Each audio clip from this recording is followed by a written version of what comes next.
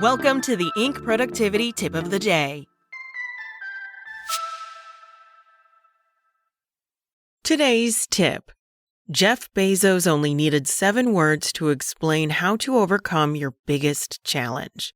I don't think you necessarily have to be a fan of Jeff Bezos to acknowledge that he probably knows a few things about success and overcoming challenges. He did, after all, build one of the most transformational businesses in the history of the internet. For good or bad, he is one of the most influential entrepreneurs of the past century. On Wednesday at the New York Times Dealbook Summit, Jeff Bezos sat for a long interview about everything, from why he bought the Washington Post, and why he decided the paper would not endorse a candidate in this year's presidential election, to his ambitious plans to return to the moon and beyond. The entire hour-long conversation is worth your time, but there's one section that stood out immediately, and I think it serves as a lesson for every leader. New York Times journalist and Dealbook Summit host Andrew Ross Sorkin asked Bezos how he thinks about the challenges that come with building businesses at the scale of Amazon. Bezos responded saying, "One observation I would have is that I think it's generally human nature to overestimate risk and underestimate opportunity,"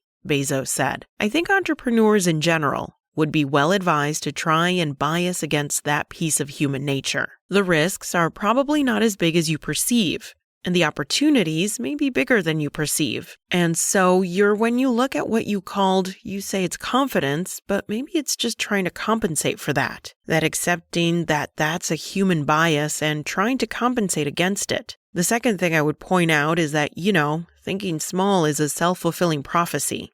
Bezos is probably right that most people overestimate the risk involved with various entrepreneurial endeavors, though we should just be honest and acknowledge it's a lot easier to say that when the thing you were trying to build turned out as well as Amazon. Still, that last sentence hits right at the heart of the biggest problem most of us face, especially the last 7 words. Thinking small is a self-fulfilling prophecy. Here's what I mean. In any entrepreneurial effort, there will be limits.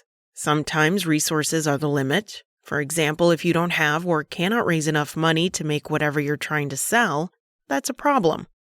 If you don't have enough people to write the software or run the factory or deliver the products, that's also a problem. The most fatal limit, however, is the limit on your ability to see the potential of your idea as a successful business. If you can't see it getting big, it almost certainly won't. Consider that it's super easy to talk yourself out of big ideas. It's easy to imagine all of the things that could go wrong, or view what is needed as insurmountable. In fact, for most people, that's the default perspective. To some degree, that makes sense. Everyone wants to avoid negative outcomes, and for good reason. There is a reason they are referred to as negative. But Bezos' point is that if you think there's no way you could succeed or that there's no way you could scale into a large business, you're right. The fact that you've placed that limit on your ability to visualize success means that there's very little chance you'll ever exceed it. It doesn't have to be that way. If small thinking is a self-fulfilling prophecy, change your thinking.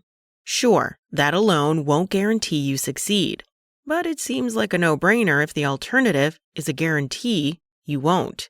That's it from Inc. You can find more articles at Inc.com and check back tomorrow morning for another tip from Inc.